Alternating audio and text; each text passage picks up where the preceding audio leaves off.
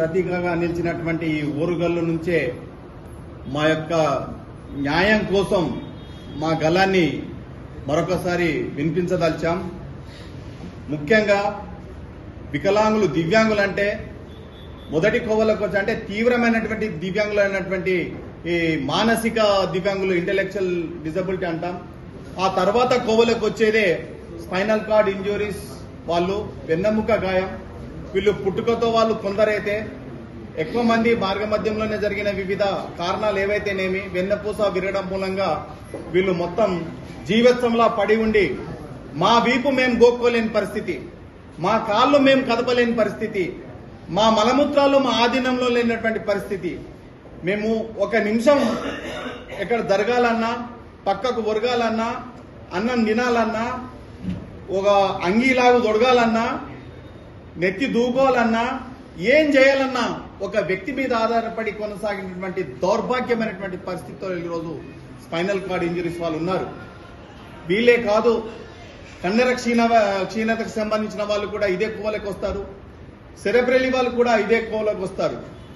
ఇందుకోసం తెలంగాణ సాధించినప్పటి నుంచి మేము చేసిన పోరాటానికి అనుగుణంగా గత ప్రభుత్వం మమ్మల్ని హై సపోర్టెడ్ వీరికి అవసరం అని చెప్పేసి ఒక ప్రత్యేకమైనటువంటి జీవో తీసుకొచ్చి వీళ్లకు అధిక మద్దతు అవసరం, ఆర్పిడబ్ల్యూ యాక్ట్ 2016 ప్రకారం వీళ్ళకి అధిక మద్దతు ఇవ్వాలి, వీళ్ళు వీల్ చైర్ బాండింగ్ ఇదే విధంగా జీవితం కొనసాగించాలంటే వీళ్లకు ఆర్థిక భరోసా తప్పనిసరి అవసరం అని చెప్పేసి ఒక కమిటీ వేసింది, ఎక్స్పర్ట్ కమిటీ.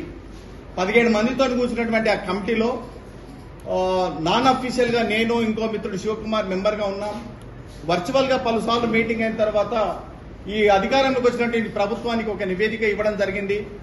దానికి అనుగుణంగా హై సపోర్టెడ్ నీడ్ కిందికి ఎవరు వస్తారు వాళ్ళని గుర్తించాలని చెప్పేసి రాష్ట్ర వ్యాప్తంగా శిబిరాలు ఏర్పాటు చేయమని చెప్పేసి కూడా 2024లో ఈ ప్రభుత్వం, కాంగ్రెస్ ప్రభుత్వం ఒక ఉత్తర్వులు జారీ చేసినది.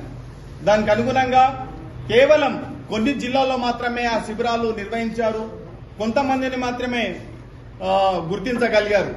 అన్ని జిల్లాలలో, అన్ని స్థాయిలో శిబిరాలు 100% కాలేదు. కాబట్టి దానికోసం మళ్లీ గుర్తించాలని చెప్పేసి 2 సంవత్సరాల తర్వాత 2026 జూన్ 26 నాడు మరొక ఉత్తర్వులు జారీ చేసినారు.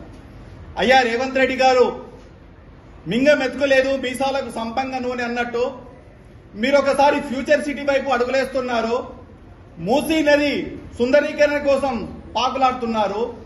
మేము మా జీవితాల మాకు మేముగా కదలలేని పాకలేని పరిస్థితిలో మేముంటే, చావు బతుకుల మధ్య మేముంటే మేము కనిపిస్తలేదా? మీరు అన్నారు